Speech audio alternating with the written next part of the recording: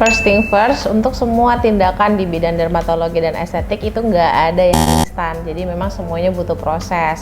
Untuk bopeng sendiri, biasanya itu kan bopeng atau kita kenal bahasa medis itu scar atrofik, jaringan parut atrofik. Itu kan memang suatu komplikasi yang terjadi karena suatu proses peradangan yang lama yang menyebabkan adanya jaringan fibrotik yang dia menarik permukaan kulit itu ke bawah.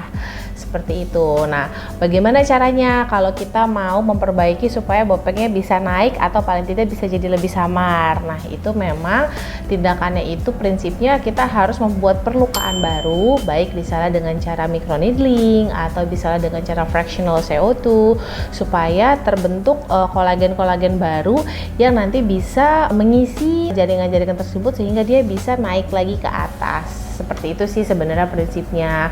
Nah, kalau misalnya kita lihat ada yang melakukan tindakan ini secara invasif banget ya, sampai berdarah-darah gitu ya. Ada yang lebih minimally invasif misalnya tadi dengan microneedling atau CO2 tadi gitu. Sebenarnya mana sih tindakan yang lebih tepat gitu ya? Kalau misalnya kita melakukan tindakannya secara invasif gitu ya, yang kayak berdarah-darah sampai lukanya itu heboh banget, kita perlu ingat bahwa satu, ada yang namanya resiko untuk infeksi.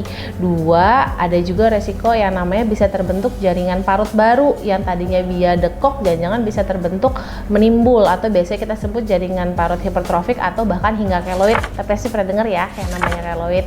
Nah, kalau misalnya terjadi itu infeksi atau jaringan parut yang baru dalam bentuk hipertrofi atau misalnya keloid, tentu aja jadinya ada masalah baru yang tentunya secara estetik tidak elok. Jadi emang kalau misalnya menangani masalah bopeng itu memang tidak ada yang instan, prosesnya tuh bertahap gitu ya. Prosedurnya juga dia bervariasi. Tadi diantaranya bisa dengan menggunakan microneedling atau dengan fractional CO2 tadi.